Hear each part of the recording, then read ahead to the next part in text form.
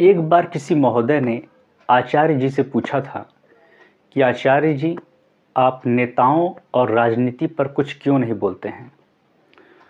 तो आचार्य जी ने बोला था कि जब बात होती है नेताओं की और राजनीति की, तो हमारे देश में बहुत सारे लोग बोलने लग जाते हैं और हर व्यक्ति कुछ न कुछ अपना राय देते रहता है।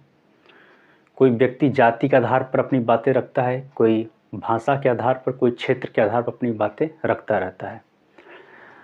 संसद में अगर बहुत घंटे सत्र को बर्बाद किए जाते हैं तो ये बोला जाता है कि ये जो नेता हैं भ्रष्ट हैं और देश की संपत्ति को बर्बाद किए दे रहे हैं। देश में कोई समस्या होती है तो उसको लेकर के लोग अपने राय देने लग जाते हैं और घंटों उस चर्चा में समय को व्यतीत किया जाता है। और सबसे बड़ा दुर्भाग्य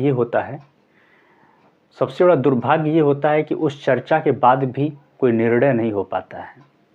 तो आचार्य जी ने सीधे अब यहाँ पर रोक करके ये बोला कि जब इस तरह के फालतू चर्चा करने से किसी भी तरह का समाधान नहीं हो रहा है तो इस तरह की चर्चा करना और इस पर बोलना तो व्यर्थ ही हुआ ना, है कि नहीं, व्यर्थ ही हुआ।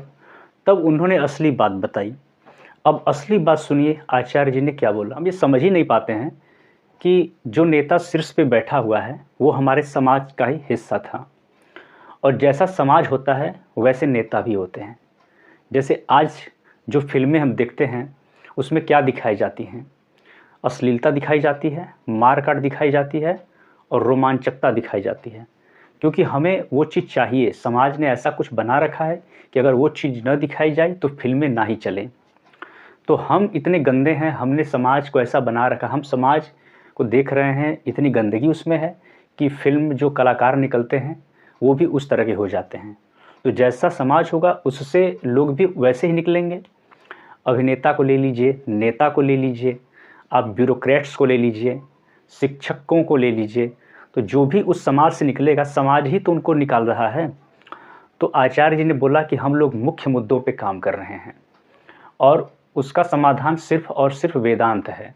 वेदांत की शिक्षाओं को जन जन तक सुलभ बना करके, सरल बना करके लोगों के अंदर वो प्रकाश लाना बहुत ज़रूरी है, क्योंकि अगर वेदांत का शिक्षा उनके अंदर नहीं आएगा तो ऐसे ही समाज बनेंगे और उस समाज से ऐसे ही नेता निकलेंगे, उसी तरीके के भ्रष्ट ब्यूरोक्रेट्स निकलेंगे, उसी तरीके के बड़े बड़े अधिकारी निकलेंगे।